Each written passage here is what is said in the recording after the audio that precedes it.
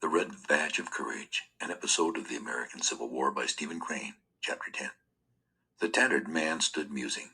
Well, he was a regular Jim Dandy from there, wasn't he? Said he finally in a little awestruck voice. Regular Jim Dandy. He thoughtfully poked one of the docile hands with his foot. I wonder where he's got his strength from. I've never seen a man do like that before. It was a funny thing. Well, he was a regular Jim Dandy. The youth desired to stretch out his grief. He was stabbed, but his tongue lay dead in the tomb of his mouth. He threw himself again upon the ground and began to brood. The tattered man stood musing. Look here, partner, he said after a time. He regarded the corpse as he spoke. He's up and gone, ain't he?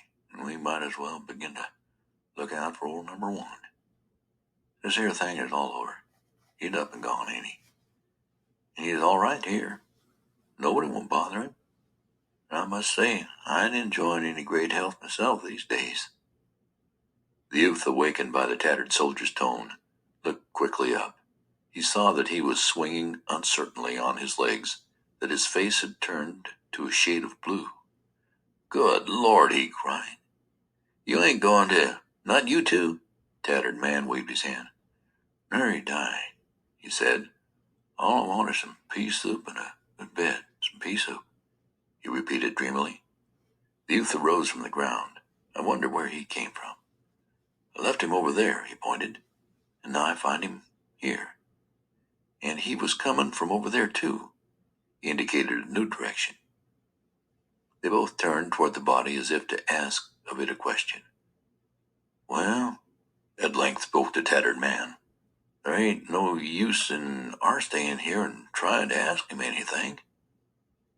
The youth nodded in assent wearily. They both turned to gaze for a moment at the corpse. The youth murmured something. Well, he was a Jim Dandy, wasn't he? Said the tattered man, as if in response. They turned their backs upon it and started away. For a time they stole softly, treading with their toes. It remained laughing, there in the grass. I'm commencing to feel pretty bad, said the tattered man, suddenly breaking one of his little silences. I'm commencing to feel pretty damn bad. The youth groaned. Oh, Lord. He wondered if he was to be the tortured witness of another grim encounter. But his companion waved his hand reassuringly. Oh, I'm not going to die yet. There's too much depending on me for me to die yet. No, sir, nary die. I can't. You'd ought to see what children I got, and all like that. The youth, glancing at his companion, could see by the shadow of a smile that he was making some kind of fun.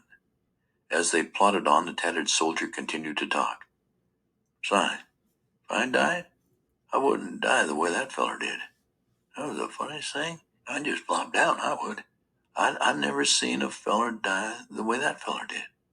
You know, Tom Jameson, he lives next door to me at home. He was a nice feller, and he is and we is always good friends, smart too. Smart as a steel trap. Well, when we was fighting this afternoon, all of a sudden, he began to rip up and cuss and beller at me. You shot, you blamed infernal. He swore horrible. He says to me, I put up my hand to my head, and when I looked at it, my finger, I seen sure enough, I was shot. I gave a holler and began to run, but before I could get away, another one hit me in the arm, whirled me clean around. I got scared when they was all shooting behind me, and I run to beat all, but I touched it pretty bad. I've an idea I'd have been fighting yet if it weren't for Tom Jameson. Then he made a calm announcement. There are two of them, little ones, but they're beginning to have fun with me now. I don't believe I can walk much further. They went slowly on in silence. You look pretty peaked yourself, said the tattered man at last. I bet you're got a worse one than you think. You better take care of your hurt. It don't do to let such things go. It might be inside mostly, and then plays thunder. Where is it located? But he continued to harangue without waiting for a reply. "I see a feller get hit plumb in the head when my regiment was standing at ease once. Everybody yelled out to him, 'Hurt, John? Are you hurt much?' 'No,' says he. He looked kinder surprised, and he went on telling him how he felt. He said he didn't feel nothing. But by dad, the first thing that feller knowed, he was dead. Yes, he was dead, stone dead. So you want to watch out. You might have some queer kind of hurt yourself. Can't never tell. Where is your unlocated?" The youth had been wiggling since the introduction of this topic. He now gave a cry of exasperation and made a furious motion with his hand. "Oh, don't bother me," he said. He was enraged against the tattered man and could have strangled him. His companions seemed ever to play intolerable parts. They were ever uprising the ghost of shame on the stick of their curiosity. He turned toward the tattered man as one at bay. "Oh, don't bother me," he repeated with desperate menace. "Well, Lord knows I don't want to bother anybody," said the other. There was a little accent of despair in his voice as he replied, "Lord knows, I got enough of my own to tend to."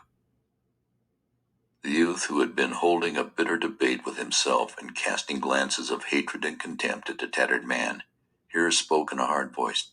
"Goodbye," he said. The tattered man looked at him in gaping amazement. "All right, partner. Where you going?" he asked unsteadily.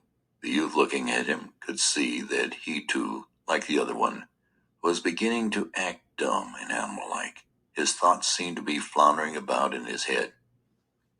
Now, look here, you Tom Jameson. Now, I won't have this. This here won't do. Where you going?" The youth pointed vaguely. "Over there," he replied. "Well, now, look here now," said the tattered man, rambling in an idiot fashion. His head was hanging forward, and the words were slurred. "This thing won't do now, Tom Jameson. It won't do. I know you pig-headed devil. You want to go tromping off with a bad hurt? It ain't right now, Tom Jameson. It ain't. You want to leave me here to take care of you, Tom Jameson? It ain't right. It ain't. For you to go tromping off with a bad hurt, it ain't. It ain't. It ain't. It ain't." In reply, the youth climbed a fence and started away. He could hear the tattered man bleating plaintively. Once he faced about angrily. "What?" "Look here now, Tom Jameson. Now, it ain't. It ain't." The youth went on. Turning at a distance, he saw the tattered man wandering about helplessly in the field. He now thought that he wished he was dead. He believed that he envied those men whose bodies lay strewn over the grass of the fields and on the fallen leaves of the forest. The simple questions of the tattered man had been knife thrusts to him. They asserted a society that probes piteously its secrets until all is apparent. His late companion's chance persistence made him feel that he could not keep his crime concealed in his bosom. It was sure to be brought plain by one of those arrows which cloud the air and are constantly pricking, discovering, proclaiming those things which are willed to be forever hidden. He admitted that he could not defend himself against this agency. It was not within the power of vigilance. End of chapter 10.